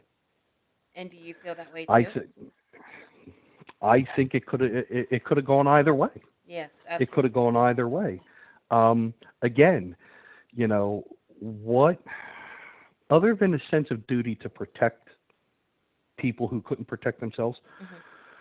looking strictly evaluating it as someone who trained people in firearms, what requirement did he have to go there and be doing what he did? Right. Yeah. Could he have avoided it? Now, to Right. my understanding, and I am not completely familiar with every aspect of the case, but from what I did see, that individual tried to kill Kyle Rittenhouse. Right. That person was attempting to apply deadly force upon the body of Kyle Rittenhouse, to which he responded in kind with deadly force. The difference is Kyle was a better shot. Right. Okay. Just saying. Yeah. Yeah, you know. And did he have, I don't know all the facts of the case. I know I just watched a couple things here and there. Didn't he have an illegal firearm? Is that what was happening? To the best of my recollection, yes, and I believe he also had a felony conviction, which made him a prohibited person from being in care, custody, or control of a firearm. So that individual never should have had that gun in the first place. Kyle Rittenhouse was in legal, lawful possession of his firearm. Right. Okay. You know. Yeah, that's not good. Yes, hey, you know what? I can't say that given the same circumstances, I wouldn't have conducted myself in the exact same way. Right, right, right. You know? Okay, so have in your profession, how many times do you come across female predators? I have come across um, several. Really? Yeah. Um, but I've seen them in differently than you would see them. What I have seen in my experience is I've seen madams Okay. who were trafficking. So yes, they are out there. Yes, they, in some cases, you will run into them. Mhm. Um, Female predators are not as prevalent as male predators, Right. but they are out there. And in my humble opinion, they are twice as devious and Absolutely. twice as able to groom a child than a male. Absolutely. We teach our kids stranger danger, and we have this thing of like the white creeper van or the guy in the trench coat. What we don't think is the female cheerleading coach Mhm. who turns out to be a predator, the teacher in the classroom who has an inappropriate relationship with one of her students. Right. So they are out there. They are definitely out there, and they Right. could be every bit as devious and dangerous as any male predator you'll ever come across, in Right. my opinion. Exactly. Absolutely. Absolutely. Because they do put themselves in a position of trust before they prey on your child. And Sure. that's why I think that they're so Sure. much more dangerous. Absolutely. And we generally don't think of women generally as a society of being as capable of committing that type of crime as a male would. But the fact of the matter is, I think that there's more female predators out there than we know about. We just Absolutely. haven't caught them yet. Absolutely. Absolutely. Oh. Yeah. And so you were And telling me they're horrible. earlier that you had a personal connection with Megan's Law. Can you tell us a little bit Oh about yes, that? Yeah. sure. Um, Megan Kanka's family, Megan Kanka's dad and my dad went to school together, Mhm. and the area where that happened in New Jersey, where Megan was abducted, abused, and ended up being murdered, is a affluent middle class to upper middle class township. um, those types of things didn't really happen there. It was that neighborhood, that township, was for the most part, especially in that area of the township, was very safe. Mhm. It was an area I remember when I was growing up. You could ride your bike up and down the street and nobody'd bother you.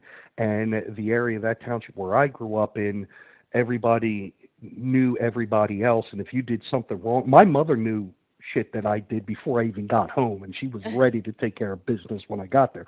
But the area, where Megan had lived was a very nice area. That the road that they lived on, and remember, Temendaqua lived almost right across the street Mhm. from the Kanka family. They were very close. Um, when Megan had gone missing, They rallied everybody, fire departments, police departments, emergency medical services. Everybody was involved in looking for Megan. Mhm. And at the time, I had family that were law enforcement officers in that town, and it was a family member of mine who actually came upon Megan. Right. And it was, I honestly believe it was the thing that made my family member end up retiring. But when they knew Jesse Domenico was a problem, Right. Absolutely. they just didn't know how much of a problem he was. And you know, from what I remember, he was always a little bit off, but he would say hi to people, and he groomed that little girl, Yeah. disgustingly groomed her. I'll do this for you, and I don't have to tell anybody here what the grooming methods are, Mhm. but um, it ended up that he caused Megan Kanka's death, and a lot of families started pushing, and finally we got the Megan's Law passed. Mhm. For better for worse, it is what it is. But yeah, that case is something that's kind of near and dear to me because that's where I grew up. I knew these people. I knew her dad. I would run into her dad at work. And it was just absolutely tragic what happened. Mhm. And how do you, as a parent, how do you not blame yourself to a certain extent? Right. Absolutely. You know? Absolutely. Yeah, Yeah. I mean, I can only imagine that a lot of parents have huge guilt thinking that they didn't see it. That this happened and how could they not see it, you know? Right. But it happens Right. every single day. Yeah. And it's tragic. It you know, there's enough dangers in this world that kids have to deal with, especially now. I mean, it's a lot different than when I was growing up. We used to have missing kids on milk cartons. I Right. don't know how many remember that. You know, uh, and that was at a time where there was no internet, there was no cell phones or applications, and it was still happening to Yeah. children. You know, Yep. and we need to. Absolutely. I think as a community, as decent, God-fearing, loving people, to a certain extent, it takes a village to raise a child. Mhm. So even if the child isn't yours, if you see something creepy going on in your neighborhood, pick up the phone. Let the cops come out. Let them take a report. Let them generate an incident number on it. You know, you never know. You may have just saved a child's life. Right.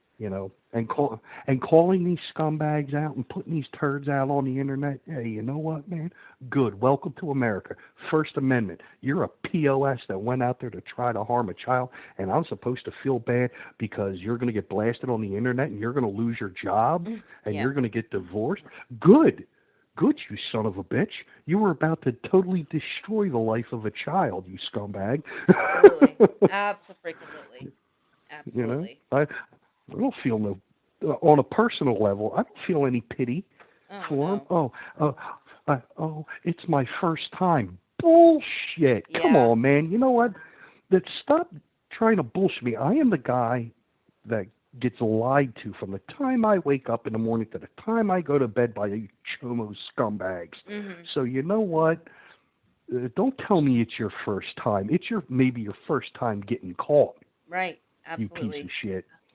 But Absolutely. that's all right. You Ugh. know, Yeah. yeah, So it's your first time getting caught. what is another law that is in effect for these kinds of situations? For which kind of situations? For predators, like catching predators. I know that like we were saying there's Megan's Law. I know that there's got to be more, right? There are. I would recommend looking up the state statutes Okay. and find out in your state what laws are out there to deter child predators. They will differ from jurisdiction to jurisdiction. Right. It's important, to stay up on that Right. and lean on these elected officials. Lean on them hard. They get a lot of money for anti-drug task forces, a lot of money for anti-gangs and counterterrorism and all this other stuff. Start making them allocate money beyond what ICAC gets, Mhm. beyond the $500,000 that unfortunately they're underfunded for, and start making them pass laws to protect Right. our children. Leaving it up to local law enforcement, even state and federal law enforcement, who are overworked and overtaxed, unfortunately, as it is. You know, we need to start stepping up just as citizens. Yeah. This is our government. We own this government. You, Mr. Senator, you, Mr. or Miss Governor, you work for me. Make no mistake about that. Exactly. You know, and we need to start pushing for reform at that level Right. and say no more, no more. You're not going to come after our kids anymore. We will not let you prey on our children anymore. This comes to an end, because I'll tell you what, if that were my granddaughter Mhm. and I met up with you, Mhm. well, you can use your imagination. I got more games than Milton Bradley, and we will play every single one of them motherfuckers. I will take your ass to an abandoned warehouse somewhere and spend the next week driving nails through your balls. Right. Test me if you think I'm kidding. Yep. Yep. Yep. Yep. Exactly. your suff- that your suffering will be legendary even in hell, scumbag. That's what we need. Yeah. Yeah, Yep. even the devil will be like, God damn, that dude's evil. Yeah, absolutely. So, do you know about Chelsea's Law then? Yeah. Hmm. Okay, so can you explain a little bit about Chelsea's Law, please? It's kind of like a Megan's Law on steroids. Okay. Um, a lot of the um,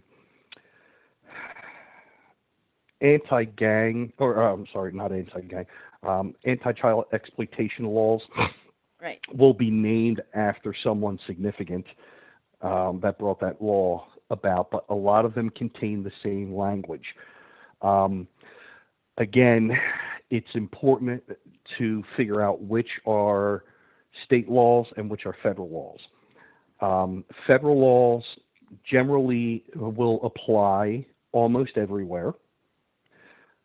Your Okay. state laws will generally mirror the federal laws, but maybe have some wording changed. So, again, it's important to figure out which What's close to you? laws, right, what's going on in your state, and even if it's not Megan's law or Chelsea's law or um, a, a law that's specific about child endangerment. A lot of times, omnibus bills will be presented, and they'll say, "Okay, we're going to call this." Joe Schmuckatelli's law because, he tripped over the sidewalk and busted his grill out. And we don't want people falling over sidewalks. So we're going to pass a bill so that poor Joe Schmuckatelli can get his frickin' fangs fixed. And they'll pack a bunch of other stuff in there. So pay attention to that stuff. Okay. Read up as best as you can. And if you come across something that you're not sure how to interpret, reach out to someone who can. Reach out to someone who can help you through the legalese. Um, a lot of uh, a, a lot of this stuff, it can be very difficult reading. I mean, I've gone cross-eyed trying to read statutes at times. Like, Jesus, what the hell does this even mean? Yeah. Even some lawyers are like, I don't know. What language is this? But right, yeah, exactly, exactly.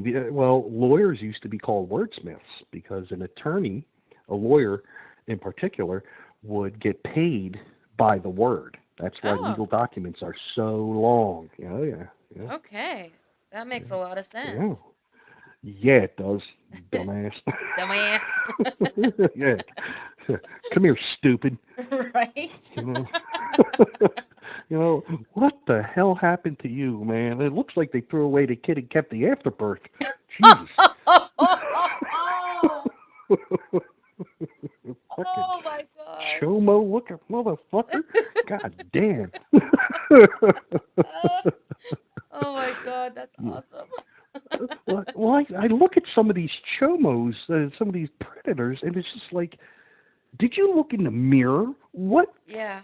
Yep. teenage girl in their right mind is going to come out here and look at that guy like Shonda went after, Yeah. that gigantic blob who's driving around naked, and be like, oh my God, I want to lose my virginity to him. I know he Yes. doesn't have any teeth. He's wearing compression socks. He needs a Compression. walker. He shits on himself a lot. But oh, that's the guy for me. That's Get my the knight in fuck shining out of armor. here. Yep. Yeah, My knight in my knight in shining. shining armor. Oh god, yeah. Right, right. He's got a walk-in bathtub for Christ's sakes that he never uses. You know, walk-in. Walk-in You bathtub. know. Oh my Oh god. yeah, Smells like yeah. some good old teeth gum or tooth. What is it? It's the not gum, the glue. Just Jesus Christ, my Oh, the brain is not Polydent. working. Polydent. Yeah. Good Yeah, lord. yeah. Yeah, I mean, what do you buy your boyfriend for Christmas? Like, look, I didn't know what to get you, so here's some Ensure, some Metamucil, and some Polydent. I mean, Yeah. for fuck's sake, you know, Some are you life going to insurance. bingo on Tuesday or what? Yeah, yeah. And it's like they, this one group went after this nitwit who was sending pictures of his asshole, like literally Yes. bending over. Like, yo, see, they were a lot nicer than I would have been, because I would have been like, look, dude, if you're going to send a picture of your butthole to somebody, you need to be a little handier with the Charmin. You know what I'm saying? Ew. I mean, seriously, dude. Looks Oh like you my were tapping the brakes on the way home a little bit.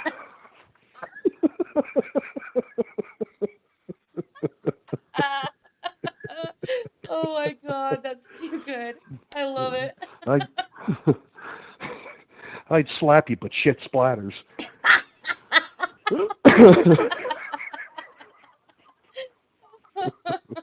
Fucking nasty. It's Butt shocking. crack ass nasty. I mean, seriously. You know, you work at McDonald's. I haven't had a breakout on my face like that since I was 15. You're sending pictures of your butthole that you obviously don't like too well. You're Yeah. about 150 pounds overweight, and you think a 13, 14, 15, 16-year-old girl is going to take one look at you and be like, oh my God, Yeah. I'm so in love. Yeah. Can I please have the 10-piece of chicken nuggets this time? I mean, come on.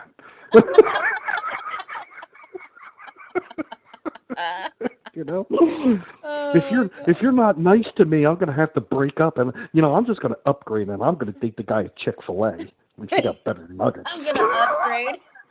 I'm gonna upgrade. Yeah, yeah, because you've already supersized yourself, you fat fucking slob. Jesus Christ, pile. Oh my god, that's too good. That's too good. I mean, I Lumpy ass. seriously, when you look at some of these spreads, I mean, I could send you pictures. It is the most disgusting stuff. There's this one that I'm talking to right now that he's like a DJ, and he doesn't look anything like a DJ would. He looks really like he says that he makes $20,000 a night. $20,000 a night. Are you kidding? Boy, am I in the wrong fucking line of work? God damn. No kidding. No kidding. No kidding. Yeah. So like he's like, yeah, my car's all decked out. It's got like a DJ booth in the back, but he can't afford some braces. Like seriously, his teeth are jacked. And then he wants me to sit there and like send him pictures of me kissing him, like kissing the air. He is super, Ooh. super weird. Super weird. At least he hasn't talked about incest and shit, but still, he's super weird. Oh, I'd like to meet him. They're like, come here, dude. I'm gonna fix that grill for you. Just bite down on this fucking curb. I'm gonna Yep. fix this Curb stomp right you right quick out. for you. Yeah. Ah, curb stomp you in the next month, fucking chucklehead. So I make $20,000 a night. Are those American dollars or like Right. fucking Monopoly dollars? Get the fuck out of here. You can't even count to 20, you fucking idiot. Jesus. Monopoly dollars. I'm telling you. I'll tell Oh. I'll tell you what there, Dr. Tooth. Why don't you stroll on home and brush your tooth with a pistol, you fucking idiot? Oh my god, that's Uh, too good. yeah, I'm, like half of these guys out there, I take one look at them and I'm like, this guy couldn't count his balls twice to get the same answer. How did he figure a cell phone out?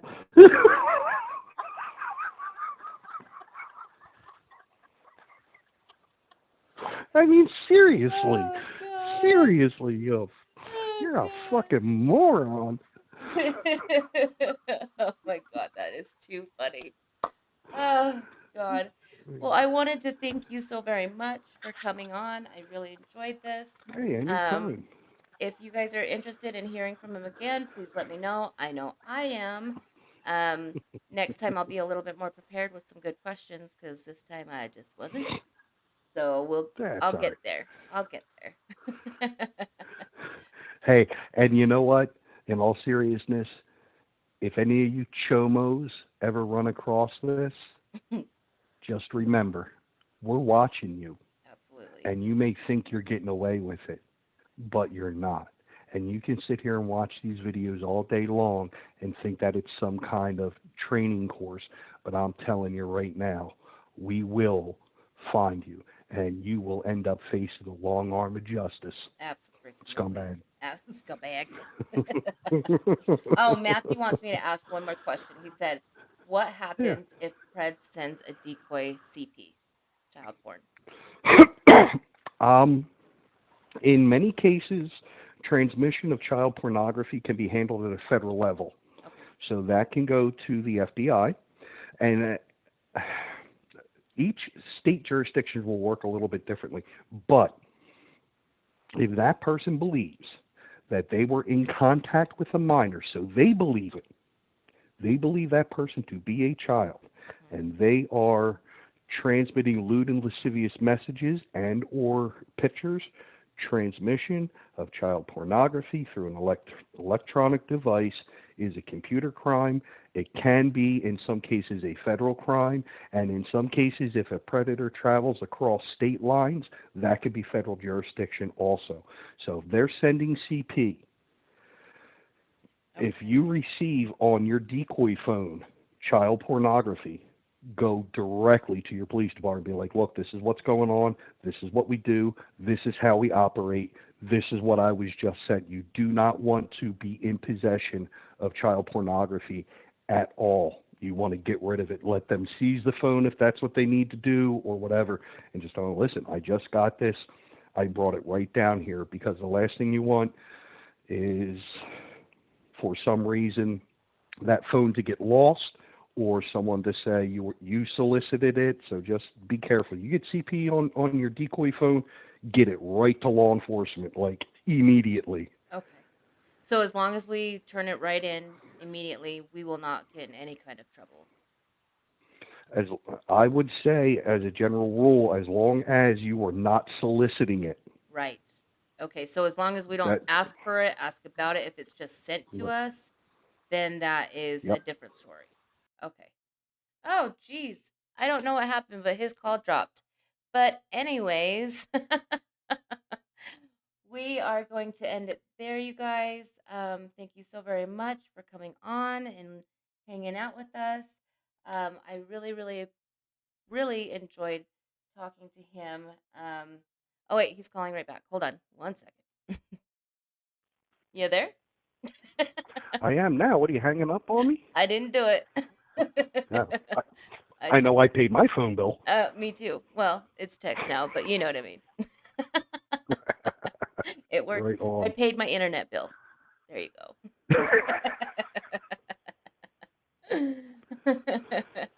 But I wanted to thank you again so very much. I would like it if we could do this again.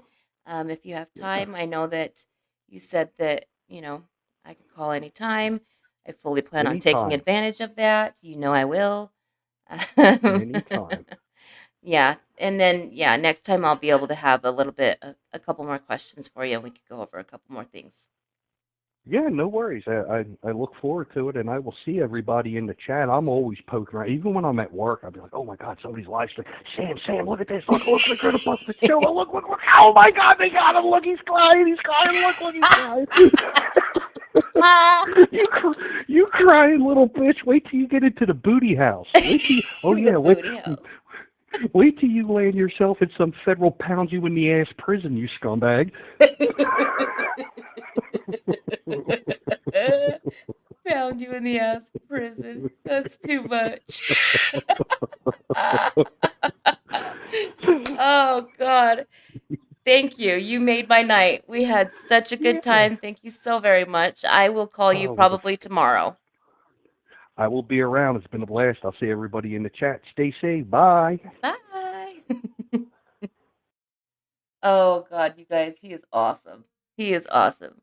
Like we sit and talk for like a couple hours a day. He's a really good guy. Really good guy. I really appreciate having him as a friend and having him in the chat. He's a really good guy. So I hear my kids making a bunch of noise. So I have got to go. I hope everybody has a very wonderful night, and I will see you all later.